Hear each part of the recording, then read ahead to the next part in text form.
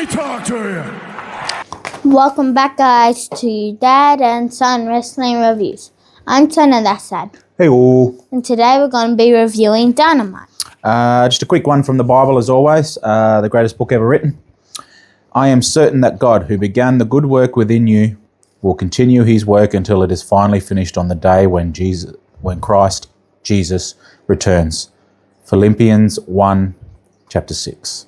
Wherever this finds you today, you may not lose hope in the redemptive mercy of God. His power is at work in the details of your life, and he will not let anything go to waste. When you grieve, you do not grieve without hope. The sun will rise again, and you will surely experience the overwhelming delight of his goodness in your life once again. Jesus continues to do his work today. He has not let up in love, and he has not withheld his kindness from you. He is as near as he ever was. Lean into his spirit and find rest in his presence. There is more to life, and there is more that he is doing in and around you.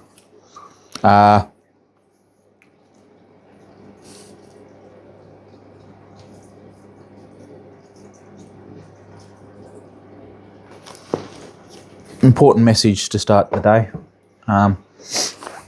It is not through our works that we get eternal life. It is through the gift that Jesus gave us, the invitation, through his sacrifice.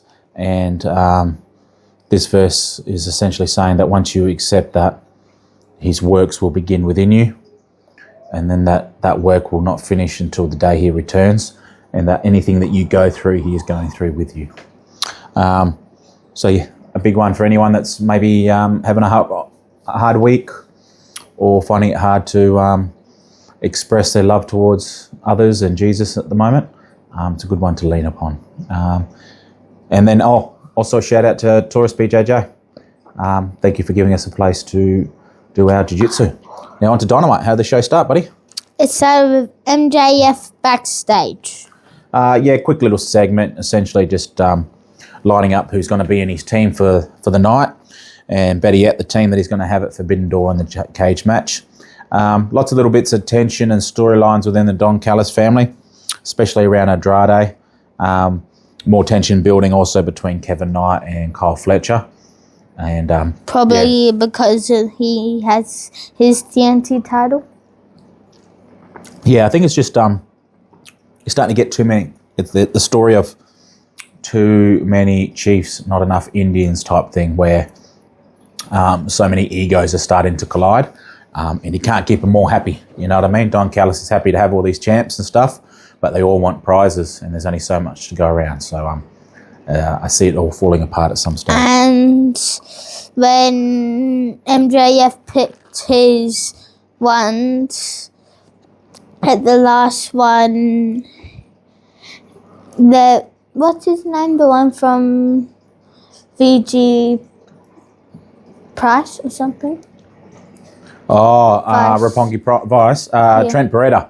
Yeah, he looked like he thought he was going to get the call up, and then it ended up being Andrade, and that there's some tension and some rejectedness from Trent Beretta as well. So there's lots of little storylines within this Don Callis family at the moment. The background here is going like... Yeah, all mopey and stuff. So where do we head after this program, mate? Then there was... I can't remember his name. Tony Nese was out in the ring with his mob. Those the athletes or whatever they call themselves from Ring of Honor. Athletes. The premium or supreme or whatever. Kenny Omega comes out to answer an open challenge. Quick, easy squash match, and then onto a promo, wasn't it? Yeah, and Zack Sabre Jr. came out. Yeah, so the promo was essentially just setting up for the Forbidden Door match. They went back and forth. Kenny Omega had a kind of a dig at the end where he's like, "Oh, I will say the one-liner because no one will know any of yours." So that was a nice little touch. And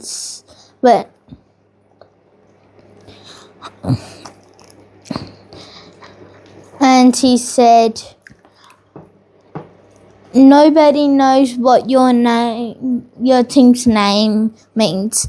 TMBK." What did... TMDK? Yeah. What does that actually mean? I wouldn't have a clue. I don't follow Zack Sabre Jr. too heavily. But yeah, Good little segment, gets Kenny in the ring. Good crowd pop for him, obviously, like that. Didn't Sabre Jr. have like a father that was a wrestler? I'm not sure. I don't know that one. But what was on to the next segment, buddy? Then actually had the EVPs come out. Yeah, the Young Bucks come out to back him up just because Zack Sabre Jr. had his crew as well. And and Jack Perry came out with them as well. Yeah. Then it was John Moxley and Daniel Garcia versus King and Bandito. Yeah, so Brandito, as they call themselves. How would you rate this match? Brodito. How would you call? What would you rate this match, mate? 6-7. 6-7. Yeah, good, solid, competitive match. Everyone got their stuff in. Bandito gets the pin on Danny Garcia with his finisher. I knew that they wouldn't make John Moxley lose. Yeah, Garcia was out there to take the pin. I didn't see any three of the other ones taking the pin on this one. But hell of a match. Keeps the momentum building and good TV. What we're on to next, mate? And then it was a hype video for Starlight Kid. Yeah, so she's coming to Forbidden Door to take on Tekla, all a part of that Stardom storyline where she spat on the thing and she's got the history where she got fired from the joint for beating up the president and all that sort of stuff. So Starlight Kid's kind of coming over as to defend the honour of the Japanese promotion. What was after that one, mate? Then it was Hazuki versus MONE. Yeah, how would you rate this one, mate? 6-7. How would you rate I forgot to get your rating for the tag team match, mate. No, you got my rating. What did you give it? 6-7. 6-7? So 2 6-7s to start the night, eh? Yeah, but the Kenny Omega one, I give it a 5. Fair enough. That's the one that you forgot to put me in. Okay. This was a great match. Lots of back and forth, lots of near falls at the end there. Gave them plenty of time to wrestle, so that was good. It was more time than Roman Reigns won at WrestleMania. So, yeah, great match. MONE gets the win, keeps moving forward. The Hazuki did herself great on AEW. I hope she comes back for another run. I could see these two wrestling again. It'd be great. Last year, they got the match of the year for the women's. Yeah, so they know how to wrestle each other. They put on a great match together. What was after that one, mate? Then it was actually funny because MONE actually took the Owen Hart Championship. Yeah, she takes it every week. So she's the reigning champ. So she's obviously got it's obviously a thing where she's just taking her title with her. Onto what was up next, mate? Then there was Will Ospreay out, and he got married. Yeah, he got married. It was a face-off, him and Swerve Strickland. Strickland out. They got quite personal till the end. They showed a lot of respect. They said a lot of respect.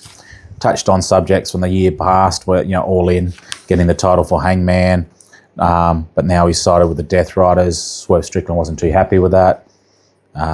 So lots of shots fired. Then Swerve pretty much gave him the rundown that he doesn't care, that it's that it's his dream to be the champ. He's done stepping aside for people.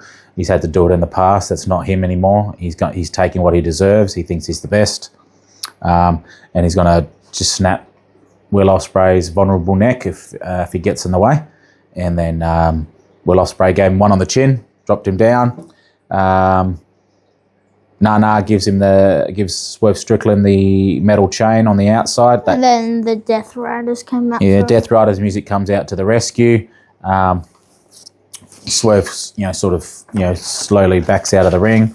Will Ospreay leaves with the Death Riders, and that's when Swerve gets the mic again and says, "Hey, Will, I guess you really, really have changed." So made the suggestion. You're wrong about that. You have changed. So he left through the crowd with the Death Riders, which is the first time he's done that. He usually still goes through the front. So the intensity of Will Ospreay's character is building. Whether this culminates with a heel turn or he just somehow dodges that anti-hero line, I don't know. But I it's think interesting to see. anti-hero. Yeah. And where did we go from that segment, mate? Then it was a backstage segment with Tekla. Yeah, she did a great promo. Really designed it, really gave Starlight Kid some hype. Talked about how they both went through the things. Then she said she would rip off her mask and give a great fat...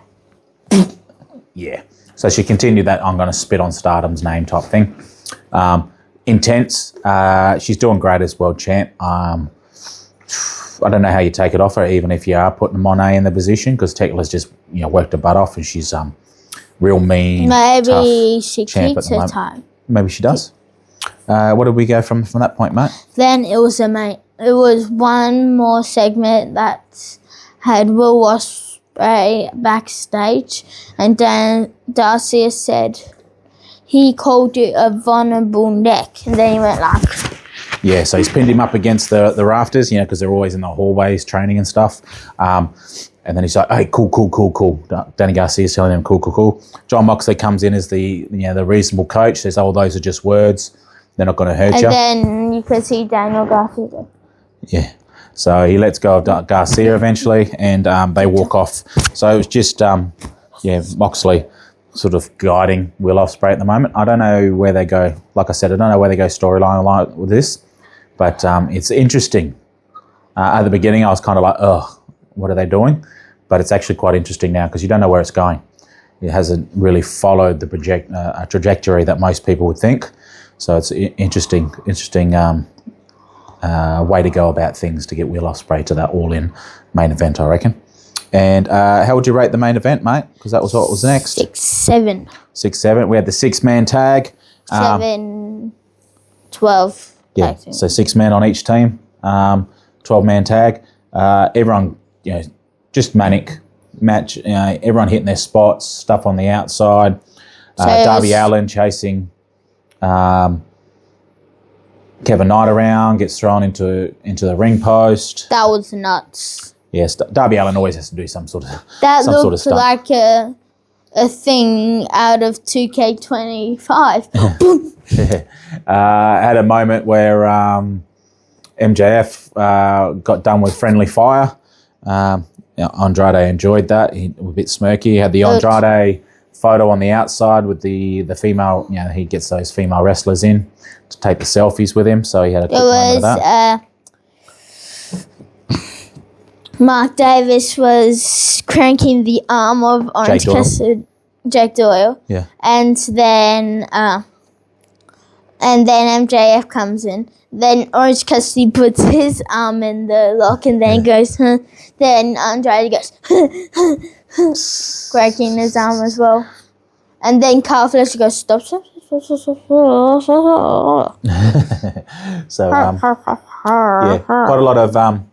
quite a lot of spots in this match. It was great TV. Got heaps of people in. Gets you buzzed for that Forbidden Door cage match. So and it kept MJF on television without having to expose him to too much. You could see his leg was taped up.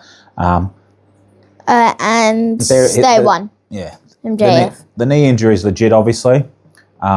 He's probably just resting it and working through it.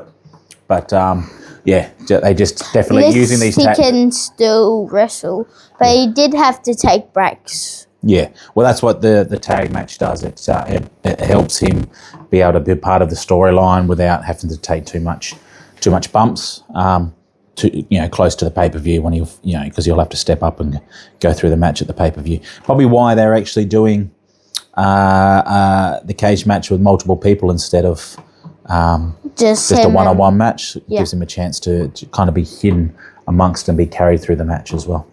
So, what did you think of Dynamite overall? 6-7. Yeah, the match finished with a beatdown by the bad guys at the end. I thought they were going to get disqualified because I thought one of the people went, Andrade was going to hit someone with a chair and get disqualified out. So he doesn't have to be in it.